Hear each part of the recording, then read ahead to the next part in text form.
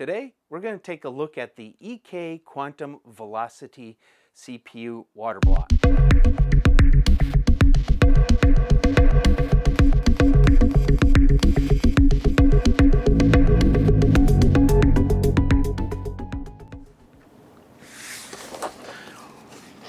Okay, let's get this thing unboxed.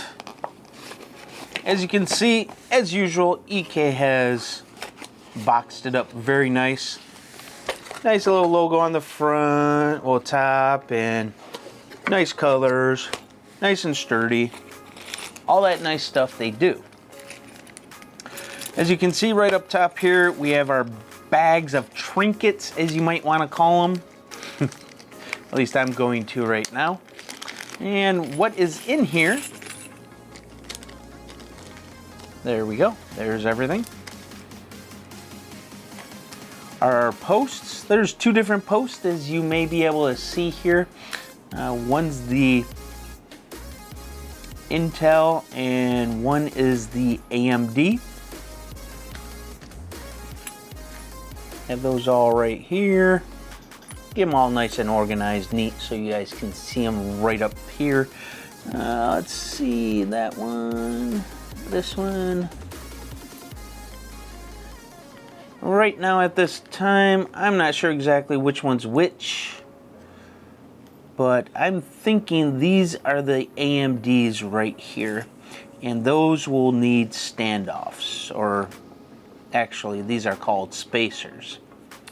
Then of course you have your screws. Gotta always have the screws. Seeing you'll have 4 of those. These are really interesting to me because I'm used to the EK series CPU water block, and with that CPU water block, these are a lot larger, so that is very interesting to me. And here are the springs. These are, there we go. They were intertwined with each other. And let's try to get this one off. There we go. This is so y'all can see this much better. You have your hex, whatever you want to call it. And then you have your jet plate here. This jet plate is, if I'm not mistaken, is the 0.8, I believe it's millimeter. That would not surprise me. This is the J2 as it's referenced to.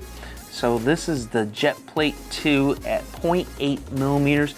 I believe, if I remember right, that is thinner than what's actually in the CPU block. Speaking of the CPU block, we have it in here, packed in very nicely in plastic. That thing is pretty heavy. And it comes with some thermal grizzly compound. Now, let's see what's underneath this. By the way, it's nice little padding that protects this in shipment along with the box.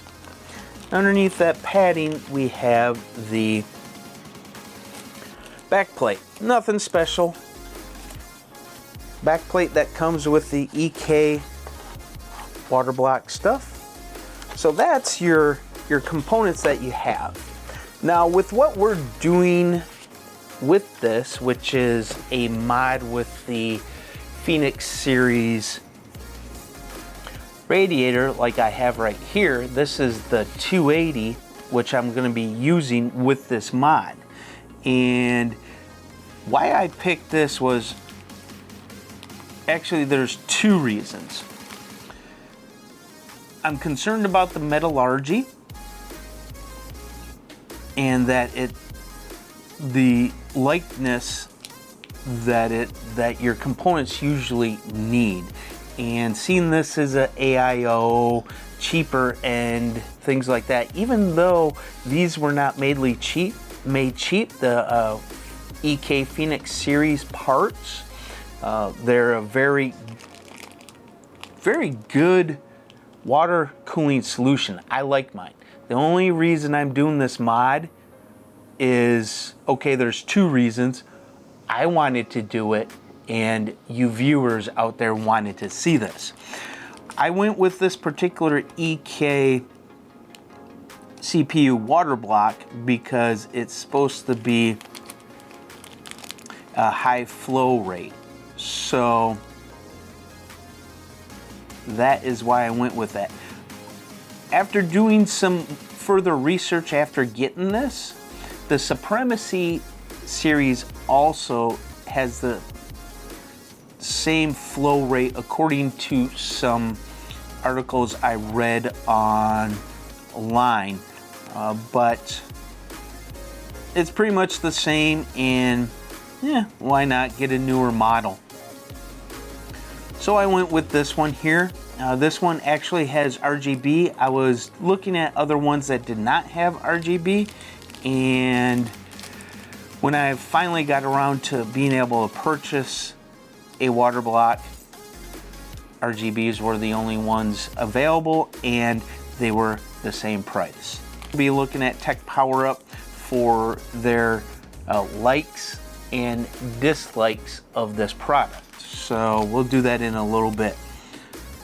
But I'm very happy with this. I have never had a custom water cooling block, and this seems pretty heavy and good quality as you'd expect from EK. So I'm hoping for some really good results with this. I'm hoping the pump on the radiator actually will handle this as well as the GPU.